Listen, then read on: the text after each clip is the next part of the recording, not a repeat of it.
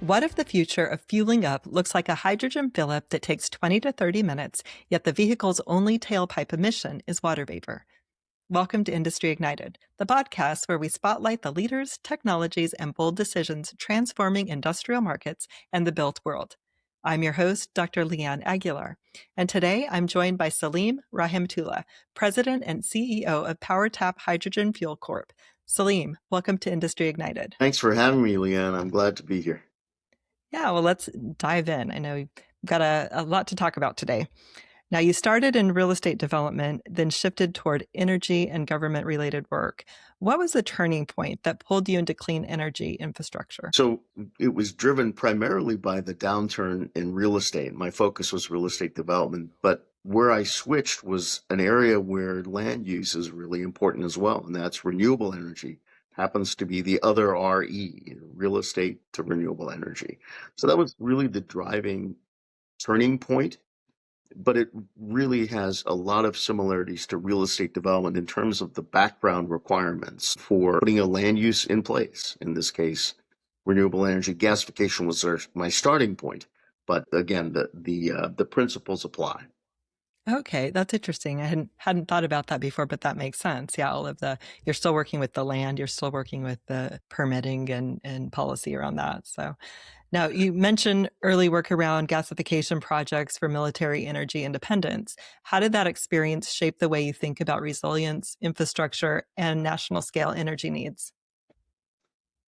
It actually put me, I would say maybe ahead of the game to some degree, because the exact issues that military installations have in terms of having resilience, the ability to withstand any sort of change that occurs in the nation, an attack, some sort of EMP, an electromagnetic pulse, something where there's a requirement for you to be independent from the grid. And I think that resilience that the military was looking for back then applies to exactly how our energy system should be today.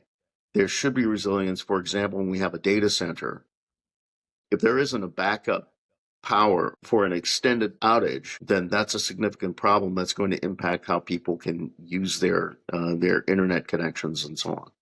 Then if it's a business operating, that data center is really a critical piece. Resilience is really important in that kind of an arrangement. And that, again, should apply across the infrastructure spectrum.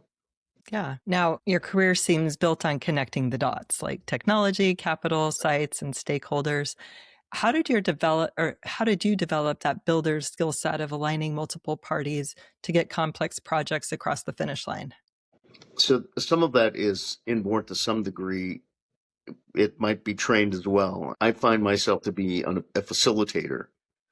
And so part of what you realize is there are multiple parties, there are different personalities, and to bring them all together, you really do need to have a facilitation mindset. And then there are other aspects to it where a relationship development is really important. So, for example, aligning the constituents with the policymaker and the project's requirements.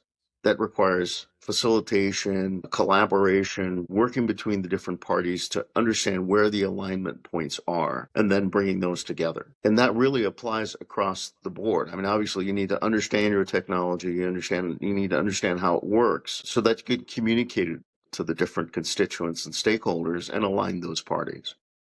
And it requires some flexibility, for sure, creativity and flexibility. Okay, so yeah, just breaking down the complexity by getting that alignment and then really understanding the different parts. So you're simplifying it, really yeah. Now you've navigated challenging cycles like the 2007 to 2009 market volatility and other shifts. What did those cycles teach you about timing, risk, and staying in the arena? A lot of what you have to be focused on, I think, is what really drives you as an individual. And so I found out early on that the manipulation of land use, the appropriate application of land use that's compatible with its surroundings, that was really where my strength was, where my mindset was, where my passion was. And I think that's sort of number one. And that helps you in managing the timing, the risk, and all sorts of other issues that might come along the way. that might deter you from whatever it is that you need to focus on. The 2007 to 2009 market volatility and downturn was a really important time frame in order to make sure that you focus on what it is that, and I guess, and again, I'm talking personally, what I needed to do to focus on my continuation of where my passion lied. Mm-hmm. So was it during that time that you went from the one RE to the other, from the real estate That's to exactly when that the happened. renewable That's energy? right. Okay. And And so so you saw an it's opportunity in there. absolutely, and I think that this is where I honed my stick-to-itiveness, I'll call it, and that's something that's a really important skill or characteristic, especially in when you're starting a new business or starting a new effort. It's really staying with it. And yes, there'll be some tough times, some hard parts, but you got to work through those. And again, the focus gets back to what is it that drives you as an individual. Right. Yeah, stick-to-itness. I like that. Yeah. For the person listening who's curious but skeptical, what's the clearest explanation of how a fuel cell electric vehicle uses hydrogen and why the output is only water vapor? Yeah, so I remember that when we were having the pre-discussion for this podcast, I struggled a bit to try and explain it to you, right? It's such a basic perspective, but a lot of people don't follow the technical aspect of it, right? So in essence, you're using hydrogen instead of a battery. And the way that hydrogen works in this case is that you pipe the hydrogen through the fuel cell and it separates the electrons from the protons. And in any case, what happens is those electrons join up with the oxygen that comes into the system and it creates water vapor. And in that process, you're producing electricity to propel the vehicle. So there's an electric motor associated as well. So it works very similar to a battery electric vehicle, but instead of a battery, you have hydrogen and a fuel cell. So interesting. Yeah, so very clean process. Yeah. Right. And so the output is just water vapor. Now, you highlighted the operational gap with battery electric in certain use cases like long haul, heavy duty, and material handling. Where do you believe hydrogen is the best fit and where is it not the right tool? Very interesting. Right now, the way that hydrogen fuel cell electric vehicles are being applied is for light duty vehicles. And it's not entirely necessarily the most appropriate approach for you to do it with light duty vehicles. Where it makes most sense is if there is, for example, you're an Uber driver, then a hydrogen fuel cell electric vehicle makes sense if you've got a lot of rides over a period of 8 to 10 hours, for example. Then you might be concerned about range. But with a hydrogen fuel cell electric vehicle, you don't have to worry about range because the fill up time is the same as it would be for a petrol or a diesel vehicle. 3 to 5 minutes. 3 to 5 minutes if you're doing a light duty vehicle, and with a heavy duty vehicle, it's 20 to 30 minutes. But where it makes the most sense is in long haul, heavy duty transport, because the issue is range. And the other issue is, of course, the weight that you need to carry. If it's offset by a heavy battery, then there's less that you can carry. And that's one of the most important things with long haul, heavy duty transport, is transporting material, equipment, products a long distance. Mm-hmm. And so that's where it kind of makes the most sense. I think the other area is in transit and buses, especially when you're in an area which has remoteness to it and your buses need to make a lot of stops and go long distances. But even if it's a lot of stops, that makes a lot of sense as well, because the hydrogen fuel cell electric buses enable you to have these heavy duty cycles. So I think that's where it makes the most sense. And material handling is another area where you don't want to have a forklift having to charge for 8 hours all of a sudden, or 6 hours for that matter, in the middle of the day. Mm-hmm. With hydrogen vehicles, you can keep those forklifts moving pretty consistently and constantly. Now, you mentioned range, especially with the heavy transport vehicles. What does the range of a hydrogen vehicle, how does it compare to like a traditional fuel vehicle? So it's very comparable to petrol and diesel vehicles. So I say gas, but ever since I've been dealing with hydrogen, I differentiate by saying petrol instead of gas because, well, it's hydrogen gas. That's true. Yeah, Good yeah, point. gas It's we still a put into the gas. car. Yeah. So I reverted to the English term petrol, but it's very similar. So, for example, if you were to fill up with 6 or 7 kilograms of hydrogen in your light duty vehicle, which means a Toyota Mirai or a Hyundai Nexo, then that would take you in the range of about 400 or so miles. It depends on how you drive, of course, but say 350 to 400 miles. Okay. Which is again comparable to a petrol vehicle. With a diesel vehicle, we're talking like a heavy duty truck, for example, then a fill up of maybe 70 kilograms would take you a distance of 600 kilometers, for example, or it's like 400 miles, 350 or 400 miles. And there are vehicles that have tested much further distances, 1,000 kilometers for that matter. Oh, wow. Yeah. And how do they compare then to like electric vehicles? They sound like it's more Yeah. efficient than electric, and not only more efficient, but it's a lot quicker to fuel for what I'm Yeah, I hearing. mean, just because of the range issues, your ranges are less. I mean, again, with a light duty vehicle, you can have a very expensive battery electric vehicle that gets you long distances, but it's more expensive and it has more robustness as a battery and so on and so forth. But if you were talking about standard vehicles, for example, then battery electric vehicles have much less range.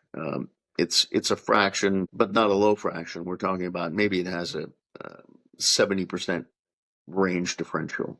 Okay. Yeah. Big hesitation people have is safety, especially with high pressure storage. What do you want people to understand about hydrogen safety today versus the outdated Hindenburg fear narrative? So generally speaking, we've had hydrogen transporting on our roads for the past 8 or 9 decades, and it's the issue of what happened with the Hindenburg, where hydrogen safety ended up becoming a really important focus, and a lot of energy, a lot of hydrogen safety elements have been put into place over these past decades that make it much more safe than even petroleum products. So if you had a fuel spill, for example, from the petroleum that you put in your car, for example, it's more likely to catch fire and explode than hydrogen would be. And the other thing that's really important about hydrogen is that when there's a hydrogen leak, the hydrogen goes directly up. It's such a light molecule. It's the lightest, smallest molecule in the universe. It goes straight up.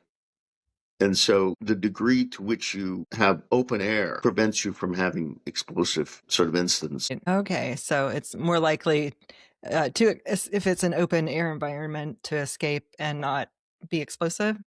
Yes, exactly. So, for example, with our on-site hydrogen fueling stations, when you approach the station, it looks like it's enclosed, but the top is open. And so that means the hydrogen has a place to escape if there's an incident. Okay, so it's designed with that safety feature in mind specifically. Absolutely. And in Yeah. the case of a tank on board a vehicle, which was the basis of your question, the tank is manufactured in such a way that there's such a thickness to the wall of that tank that it contains the hydrogen. Hmm. Right. And Yeah. there's safety elements in the manufacturing and construction of those pieces of equipment that prevent mishaps. What would you say is the most misunderstood myth about hydrogen you find yourself correcting over and over? In addition to the safety issue that we just spoke about, I think the other area is in the viability of hydrogen in terms of its cost effectiveness today. And a lot of people would say, well, it's too expensive to produce hydrogen, and it doesn't make sense for that reason. And then another reason people would say is, well, hang on a second. So you're going to use electricity to create hydrogen to then use it for electricity? Why don't you just use it as electricity and be done? Forget the hydrogen. And I Uh-huh. think the explanation to that is in certain situations when you need to have an energy storage mechanism for a period of time, then hydrogen is that storage mechanism. So, for example, in the middle of the day when you have a lot of sun, but nowhere to put that electricity that you create from a solar system, then what do you do with that energy? A lot of people would say, well, just let it go. You're never going to use it anyway. But another set of people would say, use it to store into hydrogen and store that hydrogen for a period of time until you need it at some future point. So Hmm. there are different ways of looking at it, I think. Okay. You explained before when we spoke, hydrogen stations typically follow a compressed or dispensed delivery model, whereas PowerTap's differentiator is producing hydrogen on site from natural gas. What does that change in cost, logistics, reliability, and emissions? Yeah, so there's a few areas. First of all, in the first instance, you think about the transport of hydrogen. If you have a compressed store dispense model where you take hydrogen deliveries, then of course that hydrogen has to be transported from somewhere, a central processing and production facility. In the Right. case of a PowerTap system, there is no transport. We're using the existing natural gas system to produce the hydrogen, uh, and that is readily available. So we eliminate the transport costs. And then there's another aspect, and that is how do you transport that hydrogen? You use a vehicle that's probably uh, has a significant carbon intensity. It's a diesel vehicle, for example. You eliminate that carbon intensity, which is a pretty significant impact to the environment. In terms of logistics, it's exactly along those lines. You're eliminating the transport, which is important. You also have reliability from the perspective that you can produce the hydrogen on an ongoing basis. You don't have to wait for the delivery of the hydrogen once you run out, or anticipate the delivery of the hydrogen when you need it. And we talked about the emissions piece, but it's significant. Now, I just want to touch on one point relating to emissions. Our system is a blue hydrogen production system in the sense that its steam methane reformation takes natural gas and extracts the hydrogen, and you're left with carbon monoxide and carbon dioxide. We continue to add oxygen to it, and we take the CO2 and we capture it, and then we have off takers for that CO2, specifically dry ice makers. It's dry ice, and then there'll be many other uses for CO2 that we'll make sure to factor in as we go forward. Oh, very cool. Okay, so you've already considered capturing that carbon in that process. So it's Yeah. already a sustainable model or product. Now, you've described this as a blue hydrogen solution, like you said, including carbon capture with off takers like dry ice and potentially SAF in the future. How do you think about the practical role of blue hydrogen in accelerating the transition while market matures? Yeah, I mean, here's the really important thing is that blue hydrogen production is probably the most cost-effective emission-controlled process for producing hydrogen. And like I said, it's the most cost-effective. It's the green hydrogen production, which is taking water or any sort of renewable energy and producing that hydrogen from a source like water, for example, or it could be any sort of renewable product. And in this case, I'm thinking woody biomass, for example, is a product which is a challenge for us as an environment. And how do you manage that? So you, for example, gasify it and you create a syngas from which you extract hydrogen. That's not as cost effective a method as of yet, but it will be as we start to deploy more hydrogen systems. So green hydrogen production, primarily it's really done from water right now in the current environment. It's way more expensive, but again, over a period of time, that cost is going to come down as more systems are deployed and we have an economies of scale that we end up achieving. Right. Yeah. You've taken technology from earlier generations and scaled production dramatically.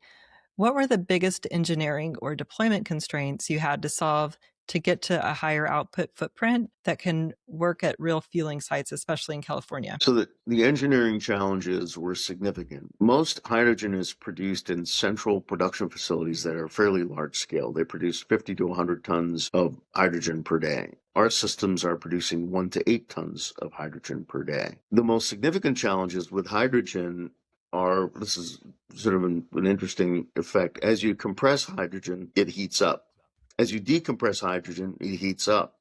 So there's a significant challenge involved with that. And so there were certain methods that we needed to employ to manage those different issues. The other issue is that I mentioned that most hydrogen production systems are large scale. In tightening it up, you're producing hydrogen with components that are in a tighter space, and that was a significant challenge. And so there were certain things that we need to consider in that smaller footprint. And typically, there's a reason that hydrogen is produced in these large scale facilities because it's more costly to do it in the smaller footprint. But our technology, the way that we brought it together with the different elements, solves that problem. So Yeah. that was mostly what it had to do with. And it's significantly an issue in California because land use is more expensive. The land is more expensive. And so you'll see that most fuel stations are pretty small. So we Hmm. were able to get our 1,250 kilogram per day station. And I mentioned earlier that most fill ups for light duty vehicles is in the range of 6 to 8 kilograms, 6 kilograms or so. So that gives you a sense of how many vehicles you can accommodate with a 1,250 kilogram system. That system can fit in about a 1,600 square foot footprint, call it under 2,000 square feet. Where at a fuel station, it's still quite a bit of space, but you can do it in roughly about a third of the fuel stations that we've been able to factor in our system. Okay. So it's the size hasn't been a constraint of your production. We had to get it down to a point where it would work. And again, it doesn't fit at all existing fuel stations, maybe a third. Depends on how you configure as well, though. I think one of the key aspects of a fuel station is you need a convenience store. And the hydrogen fueling station potentially takes out the convenience store.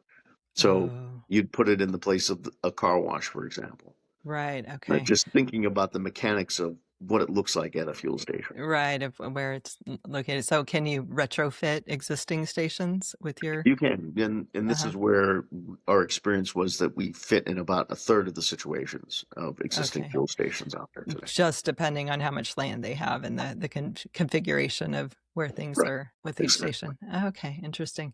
And it's above ground. Everything is above ground? It is primarily above ground. There is our active hydrogen storage system, which has a subsurface component. It's a water tank that's subsurface that provides the offset pressure for the hydrogen storage system. Okay, yeah, because I guess current fuel tanks are typically underground, at Yes, right. stations and In yeah.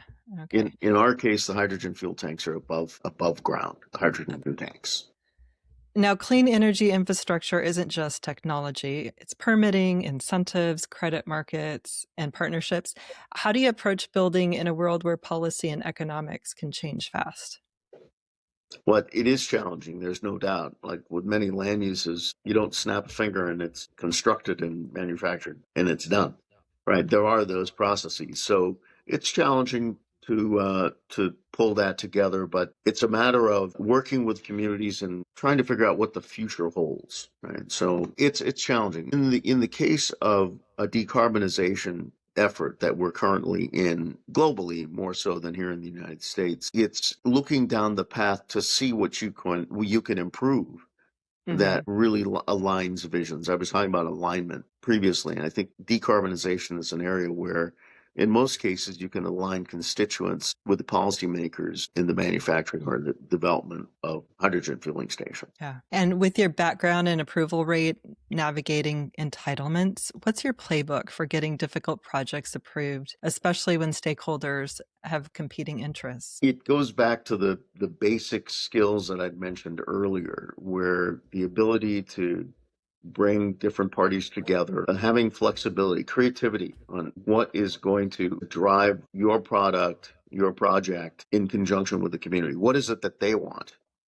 And so there is that open mindedness that you have to have toward that. And again, you have to balance that with the economics and the financial aspects of the station and its future operations, but there has to be that level of flexibility. It's a little bit more straightforward with the production of hydrogen. There is a nuance in particular we're manufacturing hydrogen in essence at a fuel station, which is a unique uh, activity. Generally speaking, people are used to there's a delivery of fuel. My only participation is that I'm taking my little portion of that when I fill up at the station.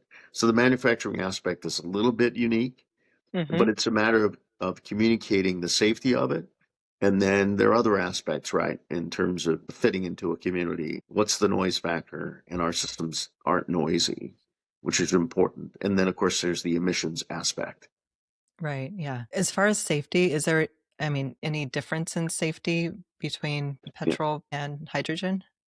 There is, yeah. So there are requirements that the NFPA, for example, drives a lot of our hydrogen safety at fuel stations, and that's different for hydrogen than it would be for petroleum products. The reasons I mentioned earlier, hydrogen, very light molecule, goes straight up.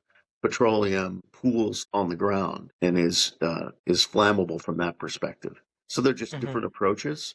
They're different, but there are systems in place in the United States in regulations such as the NFPA, for example, that drive those requirements. Okay. Now, as hydrogen expands beyond early markets, what will determine winners? Technology, site strategy, partnerships, credit markets, or something else? I think what's really important to be thinking about is that we have an all of the above strategy when it comes to energy. There shouldn't be one straight approach that applies across the board.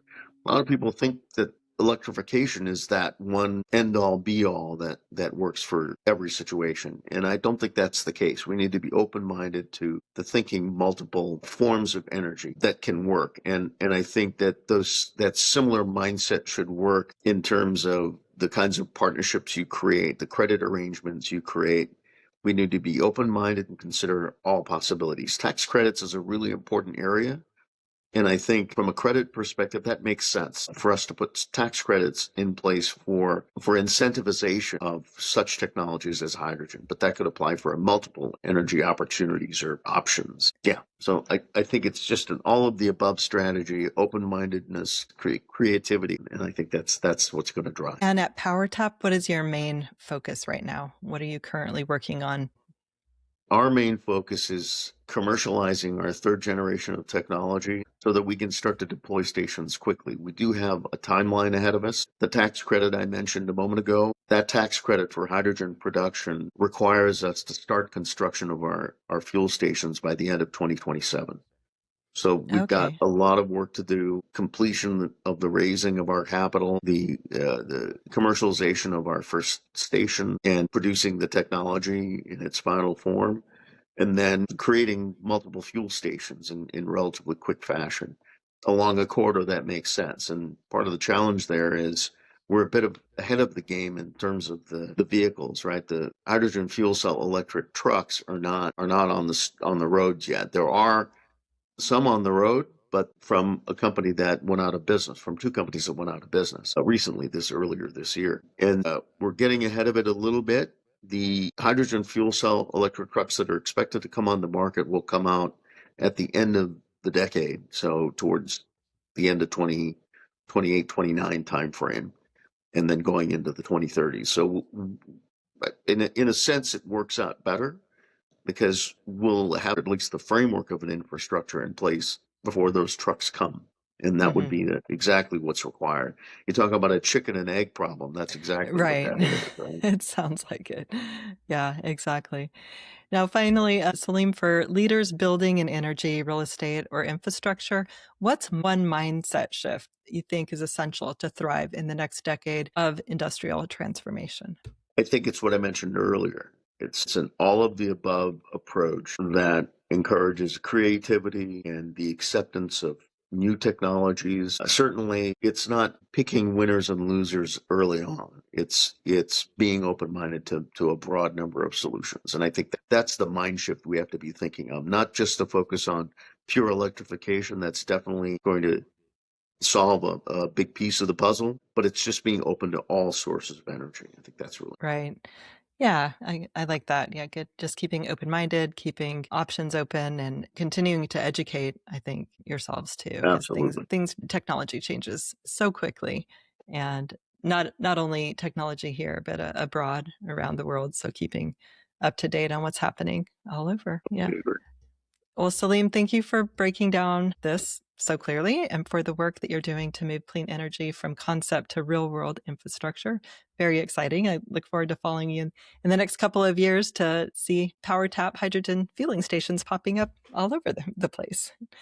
Now, for listeners who want to learn more about PowerTap Hydrogen Fueling Corp, where's the best place to connect with you online? Probably the best place is our website at powertapfuels.com. And to everyone listening, if you enjoyed this conversation, please subscribe, share this episode with a friend, and tune in to the next episode of Industry Ignited.